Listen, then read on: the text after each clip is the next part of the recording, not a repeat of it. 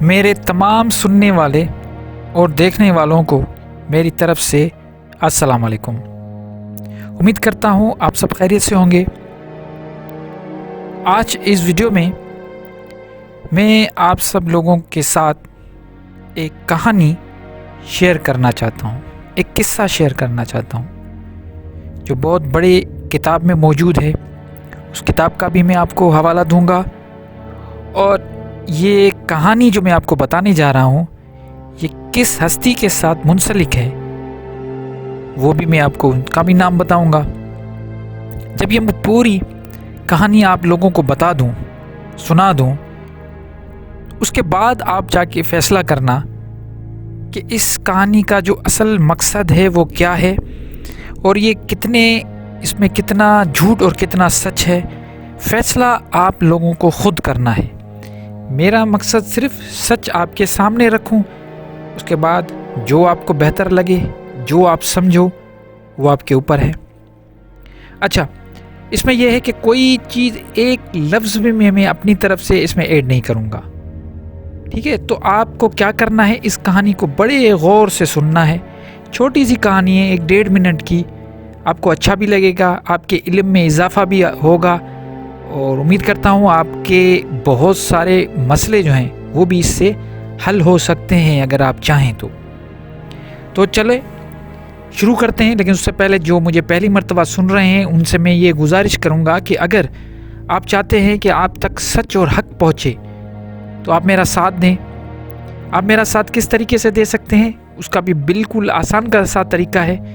آپ کو اس چینل کو سبسکرائب کر کے پورا ویڈیو دیکھیں، اچھا لگے تو لائک کریں، اور سنجیدہ سا یہ سمجھیں کہ جس میں کوئی مطلب ہو ایسا کمنٹ کریں، اور دوسروں کے ساتھ اس کو شیئر کرنے کی کوشش کریں۔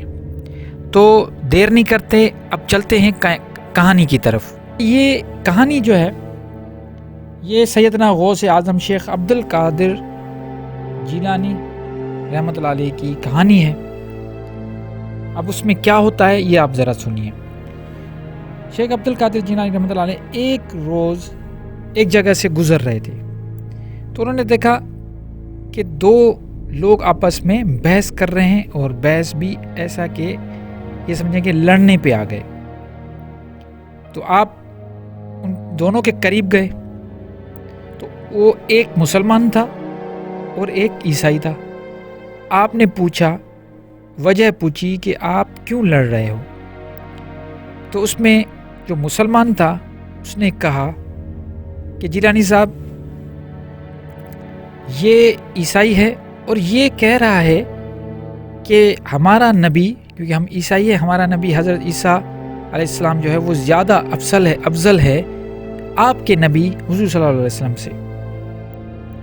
تو شیخ عبد القادر جیلانی نے اس عیسائی سے کہا کہ تم یہ بات کس دلیل پہ کر رہے ہو؟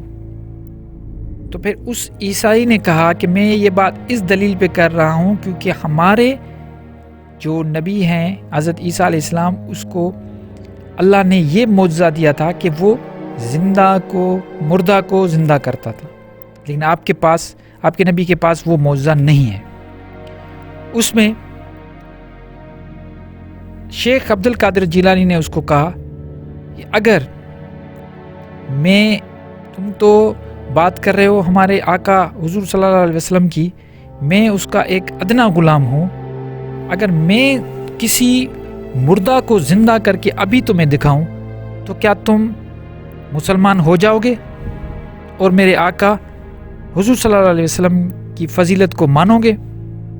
تو اس نصرانی عیسائی نے کہا بالکل، میں مسلمان ہو جاؤں گا۔ اس پہ شیخ عبد القادر جیلانی نے کہا کہ مجھے کسی بھی قبرستان لے کے جاؤ، اور کوئی بوسیدہ قبر، پرانی قبر پہ مجھے لے کے جاؤ۔ اس پہ شیخ عبد القادر جیلانی نے کہا مجھے کسی قبرستان میں لے کے چلو، اور کسی بھی پرانی جو قبر ہے اس کے پاس مجھے لے کے جاؤ جو تمہیں سب سے بوسیدہ اور پرانی لگے۔ تو اس نصرانی عیسائی نے کیا کیا کہ ایک پرانی قبر پہ جا کے شیخ عبد القادر جیلانی کو کہا کہ اس قبر میں جو جو بھی ہے اس کو زندہ کر کے دکھاؤ. تو اس پہ شیخ عبد القادر جیلانی نے اس عیسائی کو کہا کہ دیکھو مجھے یہ بتاؤ کہ جب تمہارا نبی حضرت عیسیٰ علیہ السلام کسی مردہ کو زندہ کرتے تھے تو وہ کیا فرماتے تھے؟ تو اس پہ اس نے کہا وہ کسی مردہ کو دیکھ کے کہتے تھے کم بِإِذْنِ اللَّهِ، مطلب کھڑے ہو جاؤ اللہ کے حکم سے. یہ سن کے وہ تھوڑا ہنسے اور کہا کہ تمہارے نبی یہ کہتے تھے کہ کم بِإِذْنِ اللَّهِ مطلب کھڑے ہو جاؤ اللہ کے حکم سے. ہاں بالکل یہی کہتے تھے. تو غوث پاک نے کہا کہ یہ جو جس قبر پہ مجھے تم لے کے آئے ہو یہ ایک گویے کی قبر ہے. یہاں پہ جو قبر میں جو بھی بندہ اندر ہے وہ کسی وقت میں گویا تھا، اور یہ جب اٹھ کھڑا ہوگا دنیا میں، کیونکہ یہ گویا تھا، اگر تو چاہے تو یہ گانا گاتا ہوا قبر سے باہر آ جائے تو تمہیں کوئی اعتراض تو نہیں ہوگا. تو اس نے کہا مجھے کوئی اعتراض نہیں ہے. تو اس نے غوث اعظم نے کہا کم بِإِذْنِی، میرے حکم سے کھڑا ہو جا. اب کم بِإِذْنِی مطلب وہ حضرت عیسیٰ علیہ السلام کہتے تھے کم بِإِذْنِ اللَّهِ مطلب اللہ کے حکم سے کھڑے ہو جاؤ. لیکن غوث پاک کی کرامت جو میں آپ کو بتانے جا رہا ہوں وہ یہ ہے کہ وہ کہہ رہے ہیں کم بِإِذْنِی، میرے حکم سے کھڑا ہو جاؤ. اور وہ بندہ کھڑا ہو گیا، اس قبر سے نکل آیا، زندہ ہو گیا.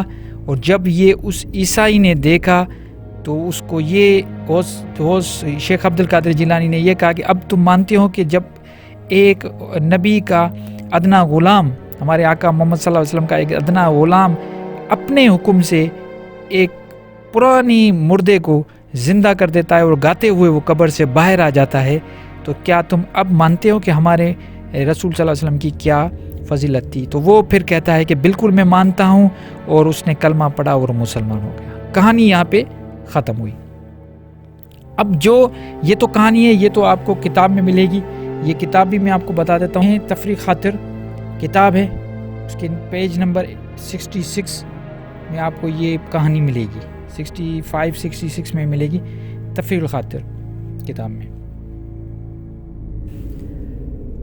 اب میں یہ تو کہانی ہو گئی، سب کو پتہ ہے، سارے بریلوی حضرات جو بھی شیخ عبد القادر جیلانی کو مانتے ہیں جو ان سب کو پتہ ہے. اب میں یہ نہیں کہتا کہ انہوں نے یہ اپنی کتاب میں بالکل لکھا ہے یا نہیں لکھا، ان پہ الزام لگا یا کچھ لگا. اب ہم چلتے ہیں قرآن کیا کہتا ہے.